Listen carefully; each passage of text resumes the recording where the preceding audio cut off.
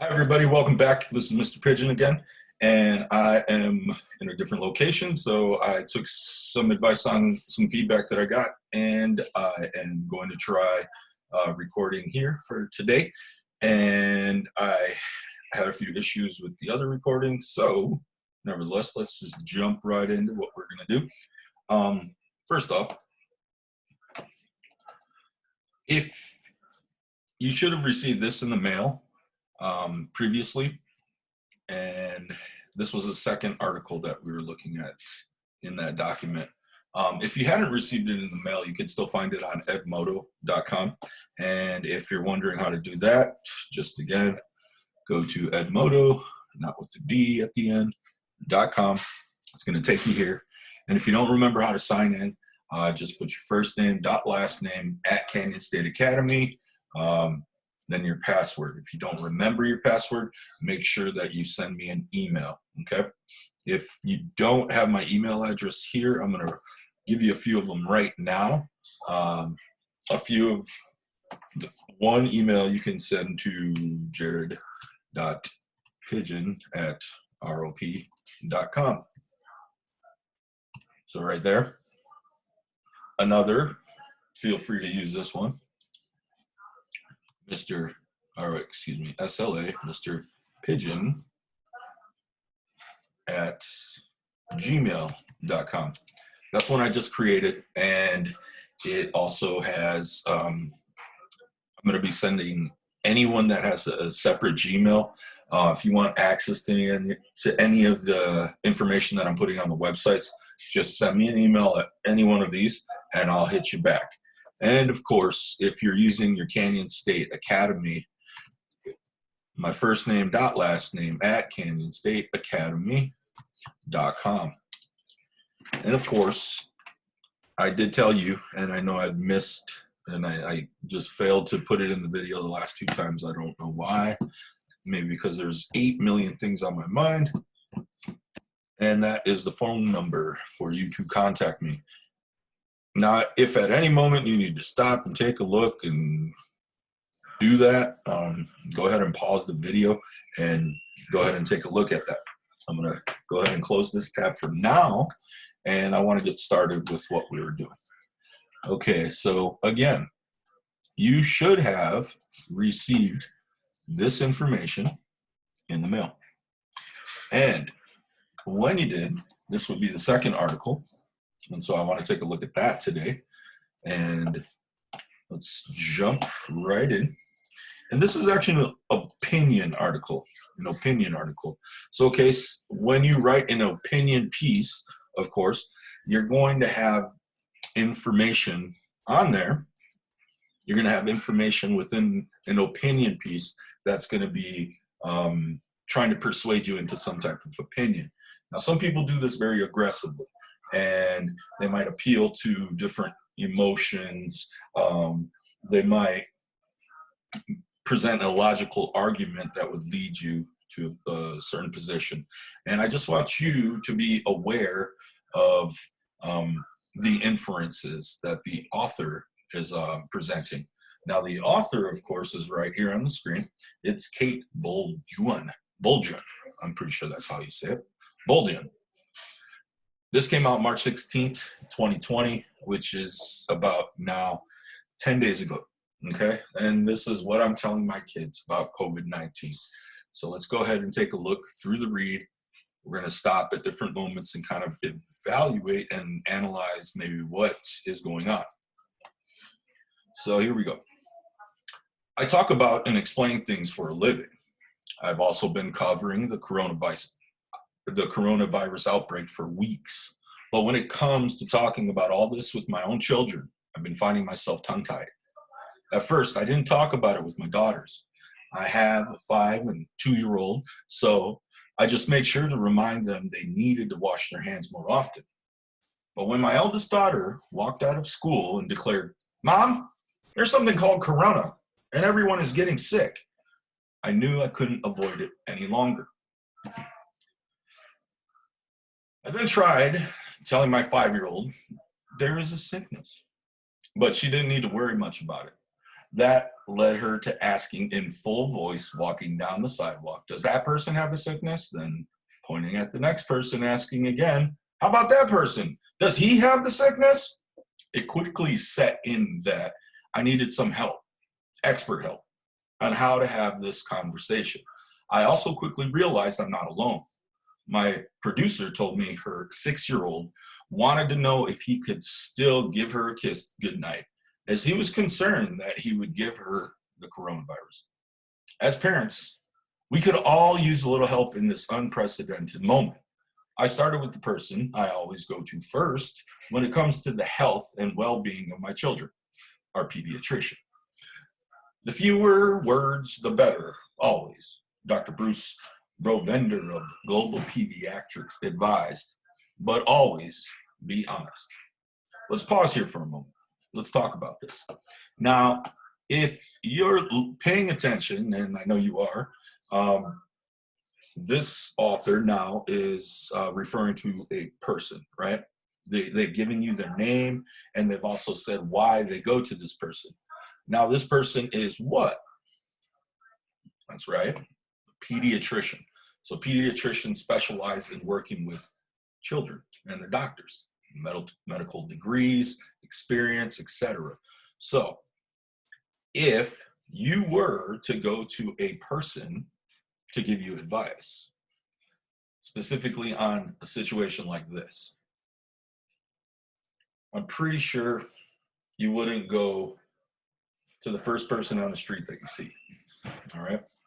You probably, I know you might ask your mom or you might ask someone, but a doctor, a pediatrician would be a better authority, right? The authority.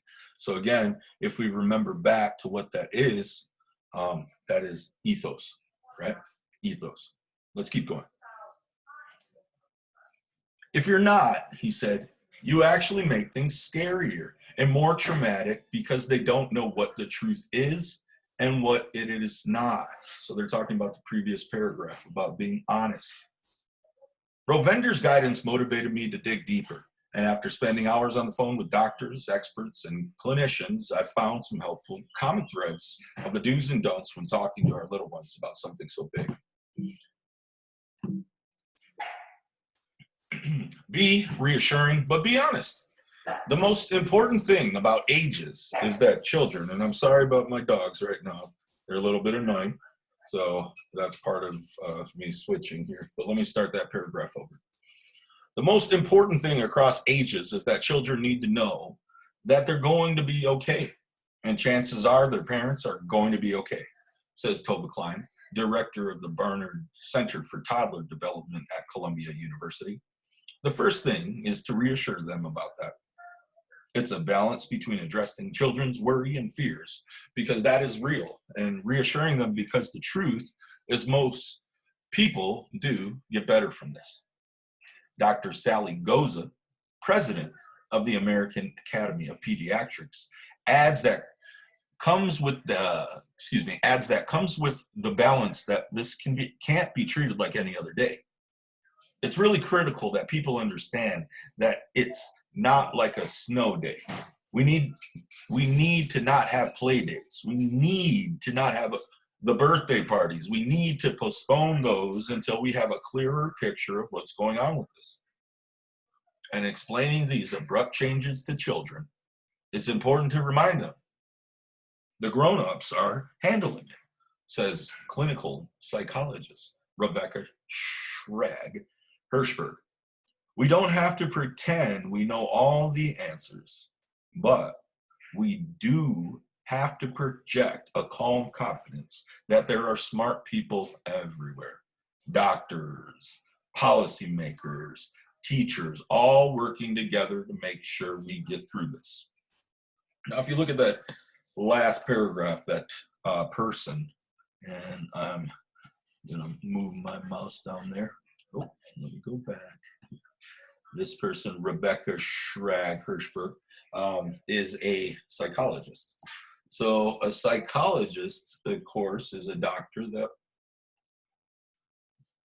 works with people regarding psychology, which is the study of the brain and the mind and the human mind. So understanding psychology of children is an important part, especially if you're trying to make a piece about what to tell your kids. Let's keep reading. Don't avoid the subject. Children are hearing a tremendous amount. They're hearing big words that they've never heard before. None of us have, really, says Klein. Even the terms coronavirus and COVID-19, it's like, what's that? I've been telling parents that it's really important that the parent is the filter of the information, Klein adds. For older children that may be addressing misinformation they hear from friends or on social media. For younger children that may just start with demystifying terms like answering, what is coronavirus? The answer, Klein suggests, it's a really big word, but it's a fancy word for what we normally call a cold or the flu, and something that's been around for a long time. Now there's a new virus, and that's what everyone is talking about. Hirschberg agrees that transparency is key. Now, when we say that word transparency, and if you don't know what it means, it's important to look it up. Of course, you can look in the dictionary. Just type the word in on Google or any other search engine, and you should be able to find the definition. Transparency is to be able to see through. In other words, it is allowing people to see what's on the other end of what you're saying, okay? Like a window. There's nothing blocking your view except the glass, right? So let's keep reading.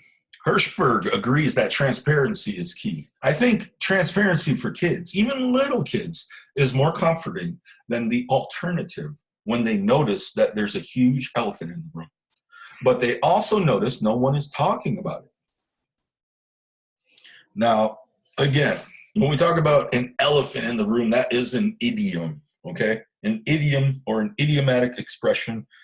And Mr. Pigeon, as I like to explain things, is when you use an idiom, it's like words that mean something that totally mean something else, remember? And one of my favorites that I always talk about is it's raining cats and dogs. So when it's raining cats and dogs, that really means not dogs and cats are falling out of the sky and splat, splat, splat. It means it's raining really hard, okay? So when you say there's a huge elephant in the room, but no one's talking about it, let's literally think about that. If there's a giant elephant, like, and nobody's saying anything about it, you are ignoring a huge problem or an issue, or you're ignoring something. So that's the idea behind that idiom, okay? So let's keep reading. Less can be more. Listen first and talk second. Listen for concerns, questions, and misinformation while you are enjoying usual play with your children, whether that is drawing dolls or throwing a ball. Then let kids know you're glad they're asking you questions and sharing what is on their mind, says Dr. Joshua Morgenstein, chair of the American Psychiatric Association Committee on Psychiatric Dimensions of Disasters. Young children need fewer words, and they'll be reassured and comforted by a calm parent. Hirschberg adds that it's a good practice to avoid the tendency to want to fill the silence when it comes to these types of sensitive conversations with your kids. If they ask a question, you answer their question in a direct, clear, and brief way. And then pause and see if they have any more questions. Pause and see what happens next. How to say, I don't know. It's okay to say, I don't know. And when we talk about that, it's okay to say, I don't know. Experts agree. In fact, it's important to do so. Say, Morgenstein, when children find out you misled them, it will undermine their trust in you. But it appears there are more helpful ways to say, I don't know, than just saying, I don't know. There is, I don't know. Why don't we look that up together, says Morgenstein. This allows you to model for the child that when you don't know something, you seek out information about it. This can really enhance a sense of trust that a child has in you. Knowing that you can count on your parents to tell you what they know, tell you what they don't know, and then go find out the answers. Let me say that again, because it might have came out a little bit weird. This can really enhance a sense of trust that a child has in you. Knowing that you can count on your parents to tell you what they know, tell you what or what they know. I think that's what it's supposed to say, what they know, what they don't know, and then go find out the answer. So that was an error on my part. Where it says want, it should say what.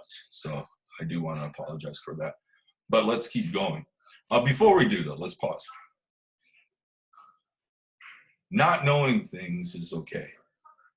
But, now this is an opinion again, but, and I tend to agree with the author here, this is just my opinion. If you don't know something, it's okay to say, I don't know. But when you're talking to a child, I also tend to agree with what she's saying. Maybe don't just say, I don't know, you might freak the kid out, right? So what the author is kind of telling you to do is take a little bit of time and say, I don't know, but let me show you how we can go about finding out the answer.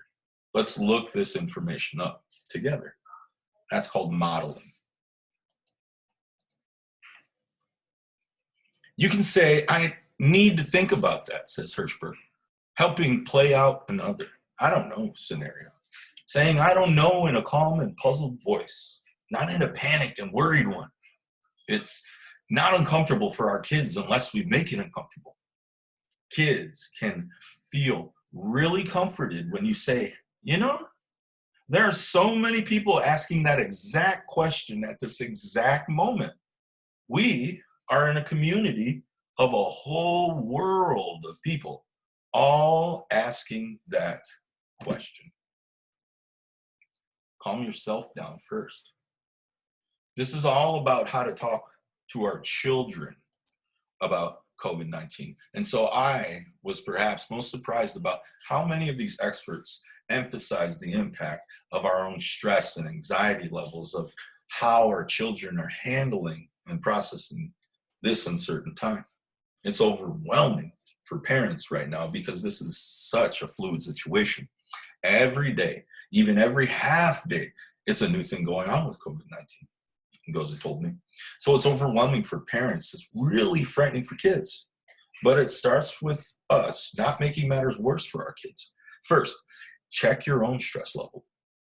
If you or other adults around them are behaving in a highly stressed manner, your children may simply be picking up on emulating this behavior, says Morgenstein. So, we have gotten through the article, and personally, I do want to tell you, I selected these articles on purpose, okay? It's important to stay informed, and part of the process of what I'm doing here is, while teaching you, is I'm also trying to help you stay informed. Now, don't just limit yourself to the articles that I've sent you, because as you've seen, they're already dated. With the speed of information and the way things are going so fast, you have to stay up on your own information. So some of the information in the article I think is relevant because you do need to pay attention and stay informed. So do your research, please do your homework, please do your work, send it back in, and I will look forward to seeing you later. Thank you, and have a great day.